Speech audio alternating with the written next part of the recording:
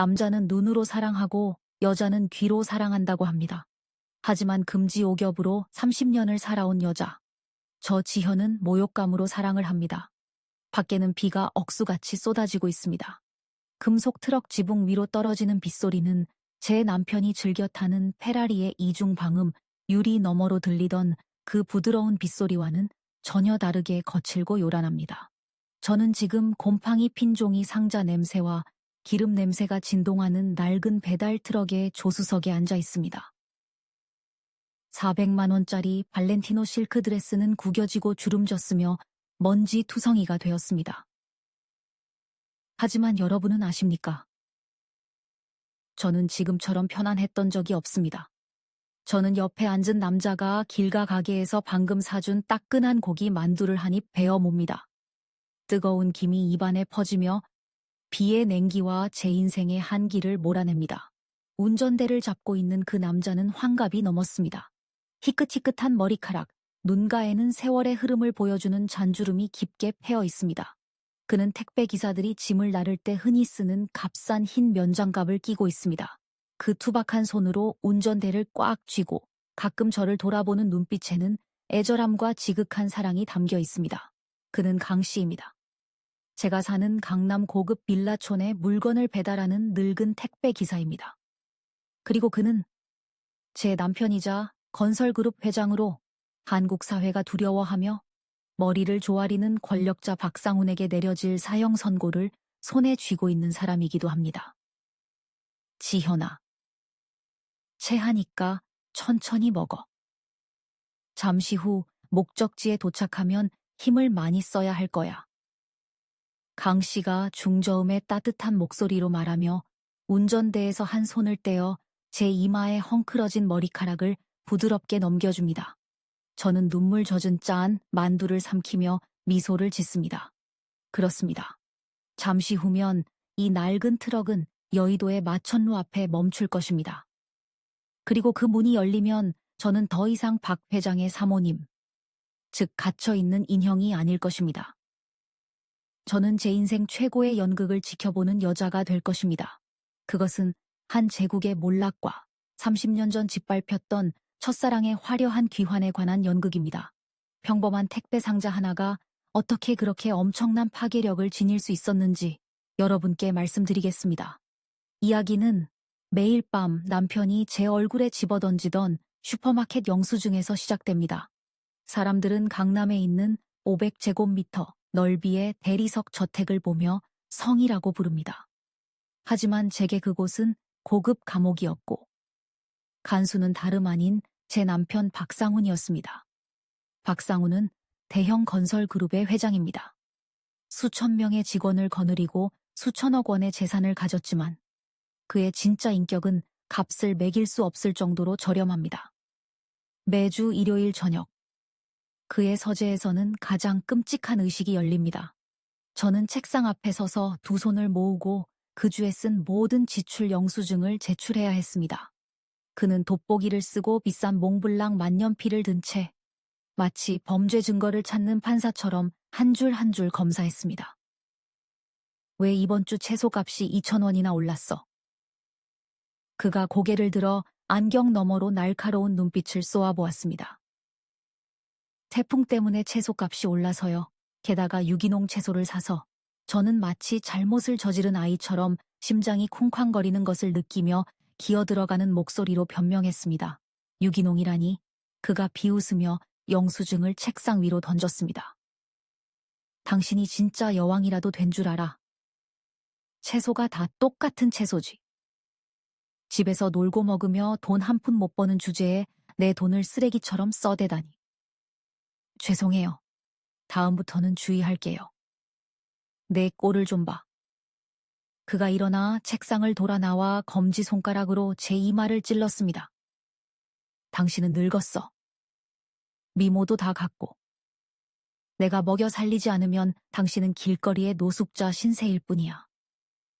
당신은 이 집을 좀 더 고급스럽게 꾸미려고 사온 인형에 불과해. 주인 행세하지 마. 걔도 집을 지키려고 짖을 줄은 아는데 당신은 손 벌려 돈 달라는 것밖에 모르잖아. 그런 모욕은 30년 동안 계속되었습니다. 그것은 제 자존감을 갉아먹었고 생기 넘치던 저를 그림자처럼 만들었습니다.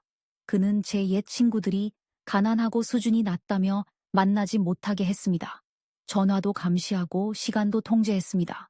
저는 비단 위에서 살았지만 지독히 외로웠습니다. 저는 누군가와 대화하고 싶었고 돈을 얼마나 썼냐는 말 대신 오늘 어땠냐고 물어봐 주는 사람이 간절했습니다.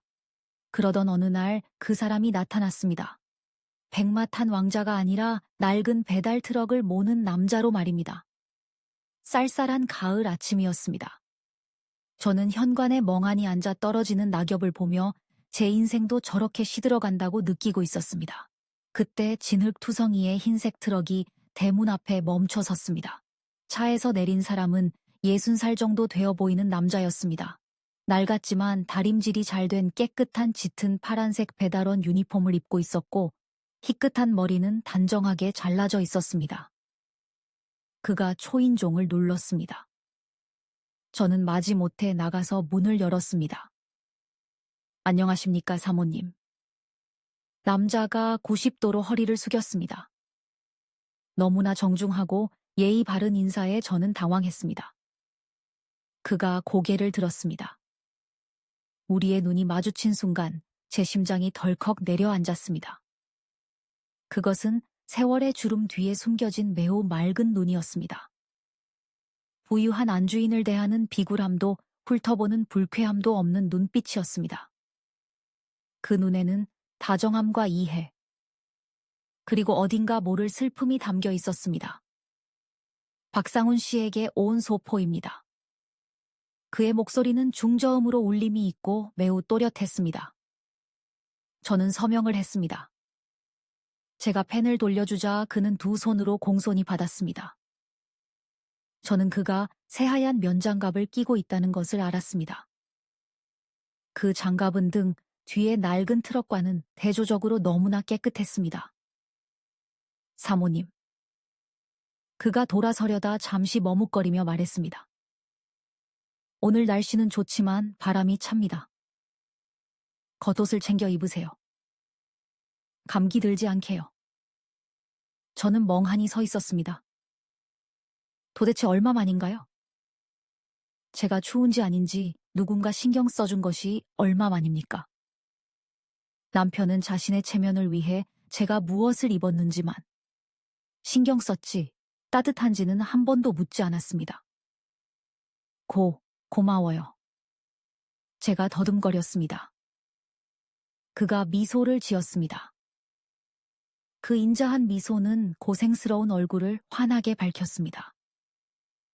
이 소포가 사모님께 작은 기쁨이 되기를 바랍니다. 그는 다시 한번 고개 숙여 인사하고 뒤돌아 걸어갔습니다. 그의 걸음걸이는 곧고 당당했으며 일반적인 노동자와는 다른 기쁨이 느껴졌습니다. 저는 트럭이 모퉁이를 돌아 사라질 때까지 바라보았습니다. 소포에 적힌 배달원의 이름은 딱 한 글자, 강이었습니다. 그날부터 저는 그 시끄러운 트럭 엔진 소리를 기다리게 되었습니다. 강 씨는 매일 우리 동네에 배달을 왔습니다. 신선식품일 때도 있고 남편의 맞춤 정장일 때도 있고 잡다한 우편물일 때도 있었습니다. 하지만 저를 만날 때마다 그는 안부 인사와 격려의 눈빛을 보내주었습니다. 오늘은 안색이 좋아 보이십니다. 장미를 정말 잘 가꾸셨네요. 정성을 많이 쏟으셨나 봅니다. 그런 단순한 인사말이 제 삶의 원동력이 되었습니다. 저는 대문에서 그를 몰래 기다리기 시작했습니다. 따뜻한 차를 준비해서 대접하고 싶었지만 남편의 감시 카메라가 두려워 참아 그러지 못했습니다. 저는 그것이 낯선 사람의 친절에 대한 외로운 여자의 뒤늦은 설렘이라고만 생각했습니다. 하지만 강 씨가 낯선 사람이 아니라는 사실은 꿈에도 몰랐습니다. 그가 우리 집 앞에 나타난 것은 우연이 아니었습니다. 그것은 30년 동안 품어온 계획의 첫 단계였습니다. 우리 가족의 가식적인 장막을 찢고 저를 강 씨에게로 밀어붙인 결정적인 사건은 일주일 후 남편의 회사 축하 파티에서 일어났습니다. 그곳은 치욕의 현장이었지만 동시에 잿더미 속에서 옛사랑이 되살아난 곳이기도 했습니다. 그날은 남편 회사가 대형 프로젝트를 따낸 것을 축하하는 날이었습니다. 저택은 불빛으로 화려했고 20여 명의 손님들이 웃고 떠드는 소리와 잔 부딪히는 소리가 요란했습니다. 손님들은 모두 사업 파트너와 고위 관료들이었습니다. 안주인인 저는 화려하게 차려입고 손님을 접대해야 마땅했습니다. 하지만 지독한 구두쇠인 박상우는 일 처리가 엉망이라며 지난주에 요리사와 가정부를 해고했습니다. 그는 60살인 저에게 20인분의 파티 음식을 직접 준비하게 했습니다. 당신이 요리해. 집밥이 성의가 있는 법이야. 그리고 요즘 경제도 어려운데 사람 쓰는 건 낭비야. 그는 제 허리 통증 따위는 아랑곳하지 않고 뻔뻔하게 말했습니다. 저는 아침부터 주방에서 일했습니다. 기름 냄새가 머리카락과 체면 칠해용으로 입으라던 비싼 실크 드레스에 배어들었습니다. 메인 요리인 와규 돌판 구이와 랍스터 재료가 교통체증으로 도착하지 않았습니다. 술이 거나하게 취한 박상훈이 얼굴이 벌개져서 부엌으로 뛰어들어와 제 귀에 대고 으르렁거렸습니다. 음식은 어디 있어? 손님들이 기다리잖아. 집안일 하나 제대로 못해. 배달차가 오고 있어요. 한남대교가 막혀서. 제가 떨면서 변명했습니다. 바로 그때 초인종이 울렸습니다. 저는 급히 나가 문을 열었습니다. 강 씨였습니다. 이마에 땀이 송글송글 맺힌 채 랍스터와 고급 소고기가 가득 든 무거운 스티로폼 상자를 들고 서 있었습니다. 늦어서 죄송합니다, 사모님. 강 씨가 숨을 몰아쉬며 말했습니다. 제가 상자를 받기도 전에 박상훈이 뛰쳐나왔습니다. 그가 강 씨의 손에서 상자를 거칠게 낚아채는 바람에 강 씨는 비틀거리며 넘어질 뻔했습니다. 일 처리를 어떻게 하는 거야? 박상훈이 거실 한복판에서 소리를 질러 모든 손님의 이목을 집중시켰습니다. 지금 몇 시인 줄 알아? 나랑 손님들을 굶겨 죽일 작정이야. 회장님, 길이 너무 막혀서 돌아오느라 애썼습니다만. 강 씨가 고개를 숙이며 차분하게 말했습니다. 핑계 대지 마. 박상훈이 비웃었습니다. 술기운에 그는 그 어느 때보다 난폭하고 잔인해졌습니다. 그는 강 씨의 택배 유니폼을 경멸 어린 눈으로 쳐다보았습니다. 너 같은 하류 인생이 부자들의 시간을 알기나 해. 내 1분이 얼마짜린 줄 아냐고. 방 안의 공기가 무거워졌습니다. 손님들은 입을 다물고 서로 눈치만 볼 뿐 아무도 말리지 않았습니다. 박상우는 주머니에서 5만 원권 지폐 한 장을 꺼냈습니다. 그는 지폐를 손안에서 구겨 뭉친 다음 강 씨의 발밑 바닥에 퇴하고 던졌습니다. 받아. 굼벵이 같은 내 녀석에게 주는 적선이다. 가지고 가서 허리파스나 사붙여. 이 늙고 쓸모없는 노마. 노란 지폐가 반짝이는 대리석 바닥에 떨어졌습니다. 죽음 같은 침묵이 감돌았습니다. 강 씨는 석상처럼 서 있었습니다. 그는 돈을 쳐다보지도 않았습니다. 그는 고개를 들어 박상훈의 눈을 똑바로 응시했습니다. 그 눈빛이 어찌나 차갑고 위험 있는지 박상훈조차 움찔하며 뒤로 한 걸음 물러설 정도였습니다.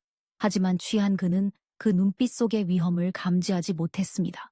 저는 고통과 수치심으로 가슴이 조여들었습니다.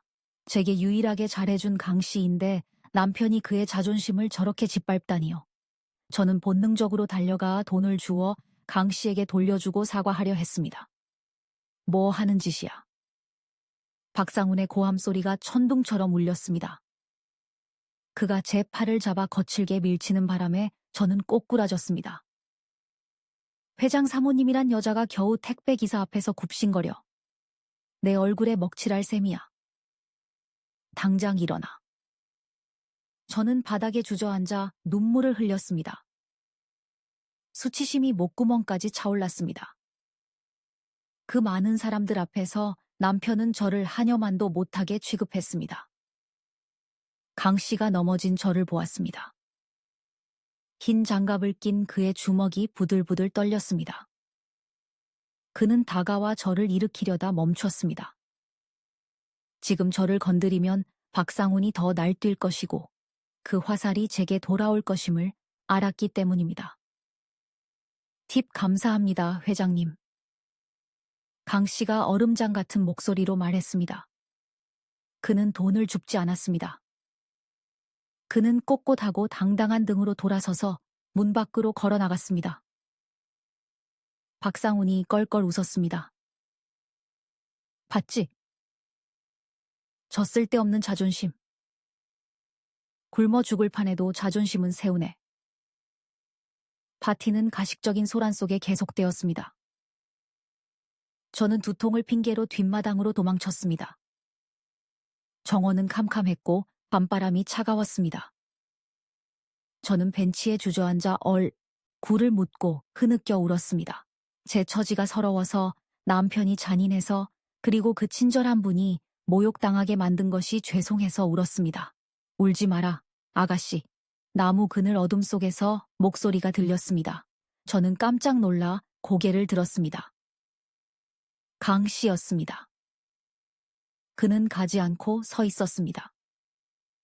배달원 유니폼은 어둠에 묻혔지만 흰 장갑과 그의 얼굴만은 달빛 아래 선명했습니다. 강 선생님, 죄송해요. 제 남편이. 제가 딸꾹질을 하며 말했습니다. 강 씨가 다가왔습니다. 그는 말없이 제 옆에 앉았습니다. 예의를 지키면서도 친근한 거리였습니다.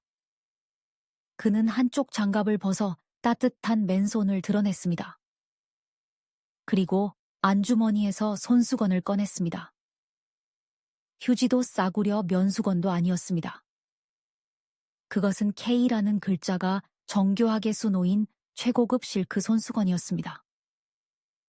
배달원의 신분에는 너무나 과분한 물건이었습니다. 그가 손수건을 건네다 잠시 망설이더니 직접 제 뺨에 흐르는 눈물을 톡톡 닦아주었습니다. 지현아. 그가 제 이름을 불렀습니다. 사모님이 아니라 지현아였습니다. 저의 처녀 시절 이름. 30년 동안 누구도 그렇게 다정하게 불러주지 않았던 이름입니다. 저는 멍하니 그를 바라보았습니다. 그 눈빛, 그 말투. 기억이 폭포수처럼 밀려왔습니다. 30년 전.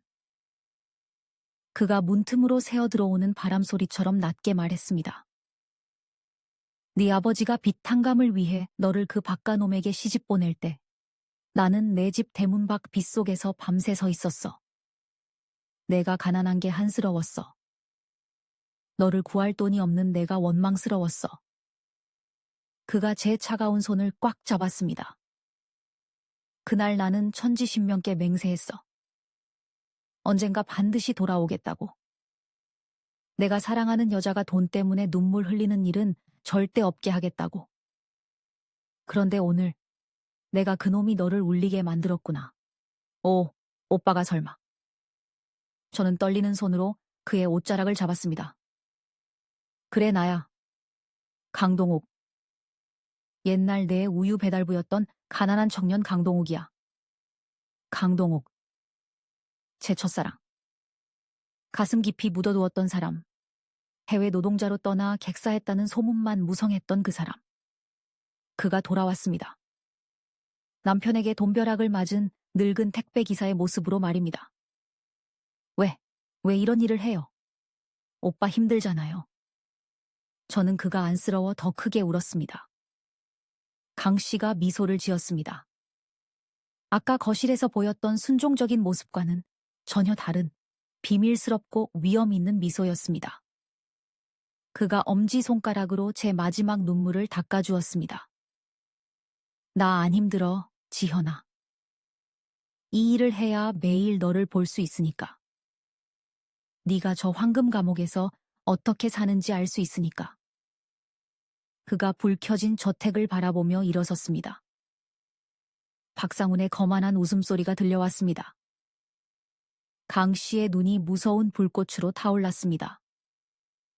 그리고 저 성을 어디서부터 무너뜨려야 할지 자세히 관찰하기 위해서였어. 그가 저를 돌아보며 손을 내밀었습니다. 여기서 나가고 싶니? 그 자에게 돈과 인격의 가치에 대해 교훈을 주고 싶니? 저는 그의 손을 보았습니다. 첫사랑의 손, 구원의 손. 저는 더 이상 잃을 게 없었습니다. 저는 눈물을 닦고 일어나 제 손을 그의 손에 포개었습니다. 제가 뭘 하면 되죠? 강 씨가 제 손을 꽉 쥐었습니다. 일단 눈물을 닦고 안으로 들어가. 당분간만 착한 아내 연기를 계속해줘. 그리고 말이야. 그 자가 자산양도 계약서에 찍는 인감을 보통 어디에 두는지 알려줄 수 있어. 그날 밤 차가운 정원에서 복수의 동맹이 맺어졌습니다. 갇힌 사모님과 미스터리한 택배 기사 사이에 말입니다. 그리고 승리에 도취해 있던 폭군 박상우는 복수라는 이름의 운명적 소포가 자신의 사형장 문 앞까지 특급 배송되고 있다는 사실을 전혀 알지 못했습니다. 그 후 제 삶은 두 개로 나뉘었습니다. 낮에는 남편의 분노에 고개 숙이는 순종적인 아내였지만 밤이나 남편이 없을 때는 제 집안의 첩자가 되었습니다. 실이 벗겨진 1톤짜리 낡은 트럭은 우리의 비밀 천국이 되었습니다. 강 씨는 상류층의 눈에 띌 수 있는 식당이나 호텔에서는 만나지 않았습니다. 우리는 늘어진 버드나무가 짐칸을 가려주는 한강공원 구석에서 만났습니다. 처음 차에 탔을 때 저는 깜짝 놀랐습니다. 겉은 진흙 묻은 화물차였지만 운전석 안은 딴 세상이었습니다. 딱딱한 의자에는 부드러운 벨벳 쿠션이 깔려 있었고 고급 보온병에서는 제가 예전에 좋아했던 대추차 향기가 났습니다. 겉은 남의 눈을 속이기 위해 거칠지만 속은 사랑하는 사람을 지키기 위해 따뜻하게.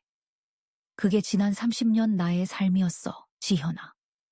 강 씨가 차를 따라 시켜서 제 손에 쥐어주었습니다. 그 좁은 공간에서 느껴지는 차의 온기와 그의 듬직한 어깨 덕분에 저는 트럭에 있다는 사실도 잊었습니다. 하지만 우리는 추억만 나누러 온 것이 아니었습니다. 그 자가 자산을 해외 비자금 계좌로 빼돌리려고 해 강 씨가 제가 남편 금고에서 몰래 찍어온 서류를 넘기며 날카롭게 말했습니다.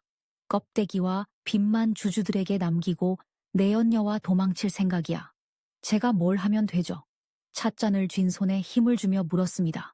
인감이 필요해. 그리고 자금 세탁용 비밀 계좌 비밀번호도. 저는 몸을 떨었습니다. 회장의 인감을 훔치는 건 목숨을 건 일이었습니다. 들키면 맞아 죽을 수도 있었습니다. 하지만 바닥에 던져진 5만 원짜리 지폐와 남편의 경멸 어린 눈빛이 떠올랐습니다. 두려움은 사라지고 벼랑 끝에 몰린 여자의 냉정함만이 남았습니다. 내일 밤 그 사람은 술에 취할 거예요. 금요일엔 항상 취하니까요. 제가 가져올게요. 강 씨가 자랑스러움과 안쓰러움이 교차하는 눈빛으로 저를 보았습니다. 그가 제 손을 잡아 자신의 왼쪽 가슴에 얹었습니다. 조심해. 위험하면 바로 1번을 눌러. 무슨 일이 있어도 트럭으로 대문을 부수고 들어가서 널 데리고 나올 테니까. 그리고 폭풍은 예상보다 빨리 박상훈의 건설 그룹을 덮쳤습니다. 시작은 소문이었습니다. 탈세, 공무원 뇌물, 부실 자재 사용에 대한 증거들이 갑자기 언론에 도배되었습니다. 주가는 끝없이 추락했고 은행들은 일제히 대출을 동결했습니다. 하청업체들이 몰려와 회사 정문을 막고 빚 독촉을 했습니다. 집에서 박상우는 미친 짐승처럼 변했습니다. 그는 가구들을 부수었습니다. 고려 청자와 비싼 그림들이 박살났습니다. 그는 물 대신 술을 마셨고 취할 때마다 저에게 화풀이를 했습니다. 재수 없는 여편네.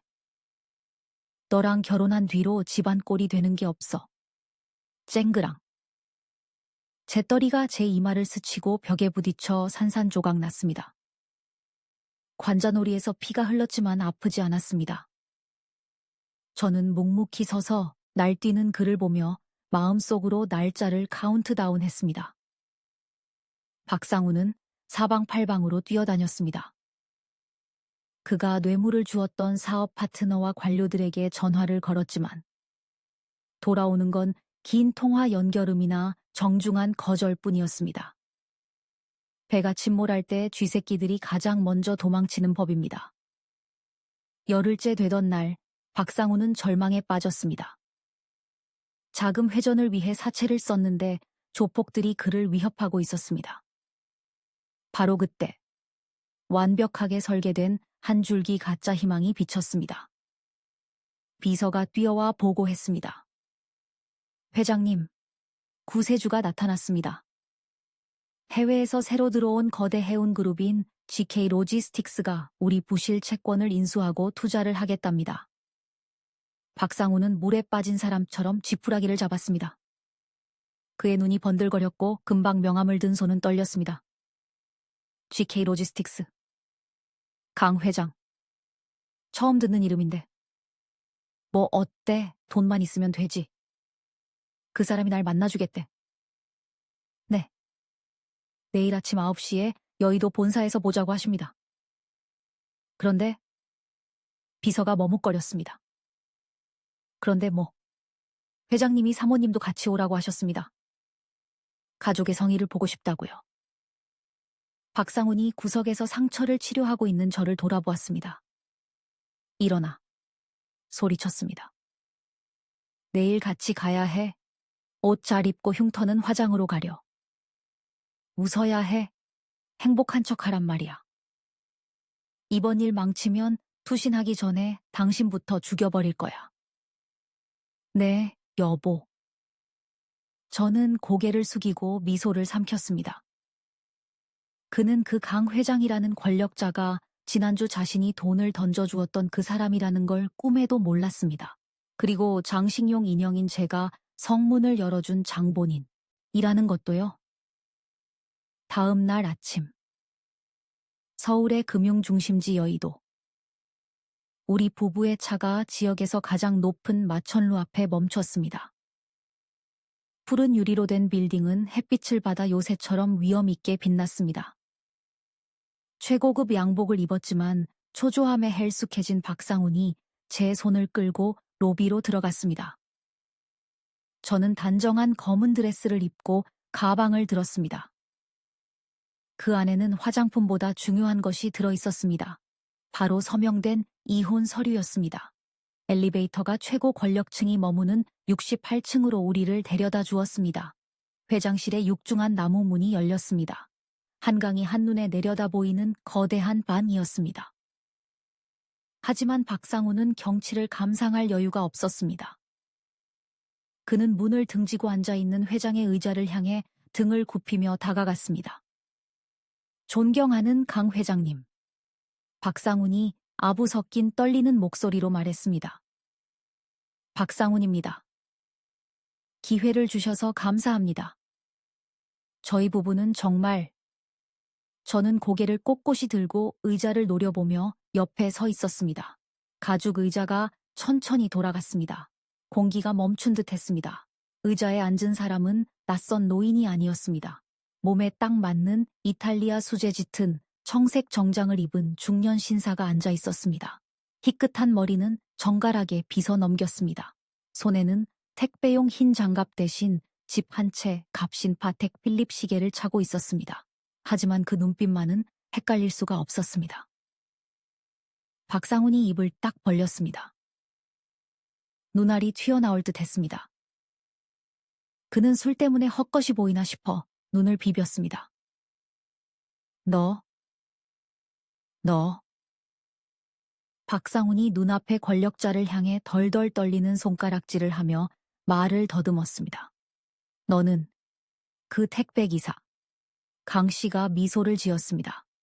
진짜 포식자만이 보여줄 수 있는 차갑고 날카로운 미소였습니다. 안녕하십니까, 박 회장. 그의 목소리는 침착하고 위엄이 넘쳤습니다. 맞습니다. 저는 배달원입니다. 저는 언제나 배달원이었습니다. 강 씨가 자리에서 일어나 책상을 돌아 우리에게 천천히 걸어왔습니다. 바닥을 울리는 구두 소리에 박상훈은 뒷걸음질 쳤습니다. 강 씨는 박상훈보다 머리 하나는 더 큰 키로 그 앞에 멈춰 섰습니다. 그리고 오늘 당신 인생의 마지막 택배를 직접 전해드리러 왔습니다. 강 씨가 책상 위에 있던 두꺼운 서류 뭉치를 집어 바닥에 세게 내던졌습니다. 벅. 서류가 흩어졌습니다. 투자 계약서가 아니었습니다. 은행의 빚 독촉장, 법원의 자산 동결 명령서, 그리고 제가 제공한 탈세 증거들이었습니다. 총부채는 박상훈이 목숨을 10번 내놓아도 못 갚을 천문학적인 액수였습니다. 이건 당신의 오만에 대한 대가입니다. 강 씨가 말했습니다. 그리고 저를 돌아보는 그의 눈빛이 순식간에 다정하게 변했습니다. 이건 지현이 너를 위한 선물이고. 그가 안주머니에서 다른 종이 한 장을 꺼내 제 손에 살포시 쥐어주었습니다. 박상훈은 바닥의 서류들과 자신이 모욕했던 남자를 번갈아 보았습니다. 핏기가 싹 가셨습니다. 네가 날 함정에 빠뜨렸어. 이 배신자 같은 년. 네가 짠 거지. 박상훈이 고함을 지르며 제게 달려들려 했습니다. 하지만 강 씨가 더 빨랐습니다. 그가 손을 들자 구석에 있던 경호원들이 즉시 튀어나와 박상훈을 제압하고 바닥에 무릎 꿇렸습니다. 갑과 을의 위치가 완전히 뒤바뀌었습니다. 박상훈은 경호원의 강철 같은 팔에 눌려 헛되이 발버둥 쳤습니다. 수치심과 공포로 얼굴이 일그러졌습니다. 그는 불과 지난주에 하류 인생이라 불렀던 지금 자신 앞에 거산처럼 서 있는 남자를 올려다보았습니다. 강 씨가 신호를 보내자 경호원들이 놓아주었습니다. 박상훈은 바닥에 널브러져 헉헉거렸습니다. 박 회장. 강 씨의 차가운 목소리가 넓은 방을 울렸습니다. 당신이 나에게 가르쳐 주었지. 부자의 시간은 금이라고. 그러니 돌려 말하지 않겠네. 강 씨가 책상으로 가서 얇은 파란색 파일 하나를 집어들었습니다. 이건 당신 회사의 모든 부실 채권을 인수한다는 계약서야. 여기에 내 도장이 찍히면 당신은 조폭들에게 쫓기거나 신용사기로 감옥에서 썩을 일은 없어. 재산은 다 잃겠지만 늙은 목숨은 건질 거야. 박상훈의 눈이 번쩍 뜨였습니다. 궁지에 몰린 짐승의 생존 본능이 되살아났습니다. 그가 비틀거리며 일어나 서류를 잡으려 했습니다. 하지만 강 씨가 손을 뒤로 뺐습니다. 세상에 공짜 점심은 없어. 이 택배값을 치러야지. 무슨 값? 내겠어. 다 낼게. 박상훈이 소리쳤습니다. 강 씨가 저를 보았습니다. 격려하는 눈빛이었습니다. 저는 심호흡을 하고 한 발 앞으로 나가 가방에서 서명된 이혼 서류를 꺼냈습니다. 그리고 남편 앞에 던졌습니다. 서명해요. 저는 떨리지만 단호하게 말했습니다. 이혼 서류에 서명하고 모든 재산 분할권을 포기하세요. 그게 당신이 치러야 할 값이에요. 박상훈이 멍해졌습니다. 그는 이혼 서류와 강 씨 손에 들린 생명줄 같은 계약서를 번갈아 보았습니다. 너, 이 배은망덕한 년이. 그가 이를 갈았습니다. 선택해. 강 씨가 말을 잘랐습니다. 아내야, 아니면 목숨이야. 그러고 나서 강 씨는 제가 뼛속까지 시원해지는 행동을 했습니다. 지난주 박상훈이 그에게 했던 모욕을 똑같이 되돌려준 것입니다. 강 씨는 계약서를 높이 들더니 손을 놓았습니다. 툭. 서류가 이혼 서류 옆 구두 발자국이 찍힌 바닥으로 떨어졌습니다. 주워. 강 씨가 박상훈이 했던 것처럼 위에서 싸늘하게 내려다보며 말했습니다. 주워서 당신의 그 비열함을 고칠 약값으로 써. 내 시간 뺏지 말고. 방 안은 적막했습니다. 에어컨 돌아가는 소리뿐이었습니다. 저는 숨을 죽이고 남편을 보았습니다. 마음 한구석에서는 그래도 30년 부부인데 나 때문에 일말의 망설임이라도 보일까 궁금했습니다. 아니요. 1초도 없었습니다. 박상훈이 무릎을 꿇었습니다. 그는 반질거리는 마룻바닥을 엉금엉금 기어 굶주린 개처럼 계약서를 낚아챘습니다.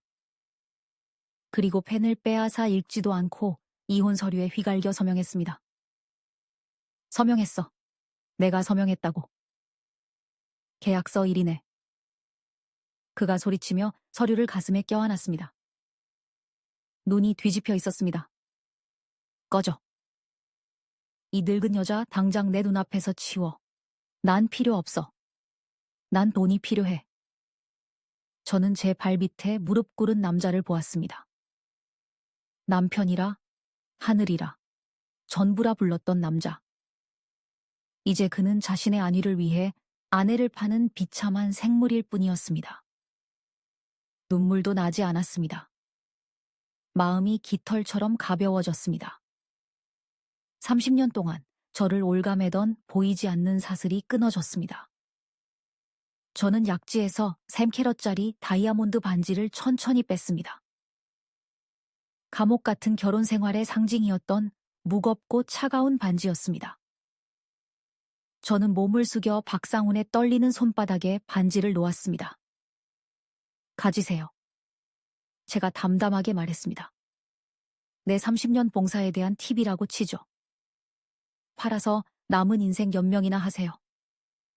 말을 마치고 저는 뒤도 안 돌아보고 걸음을 옮겼습니다. 문가에서 강 씨가 기다리고 있었습니다. 그는 더 이상 냉혹한 회장의 모습이 아니었습니다. 옛날 우유 배달 청년의 따뜻한 미소를 짓고 있었습니다. 그가 장갑을 끼지 않은 따뜻하고 단단한 손을 내밀었습니다. 가자, 지현아. 마지막 배달이 끝났어. 저는 그의 손을 잡았습니다. 우리는 서류 뭉치를 껴안고 미친 듯이 웃어대던 박상훈을 뒤로하고 숨막히는 권력의 방을 나섰습니다. 엘리베이터 문이 닫혔습니다. 투명한 유리 승강기가 68층에서 미끄러져 내려갔습니다. 서울 시내가 발 아래 작게 보였습니다. 한강이 은빛 비단처럼 반짝였습니다. 우리 어디로 가요?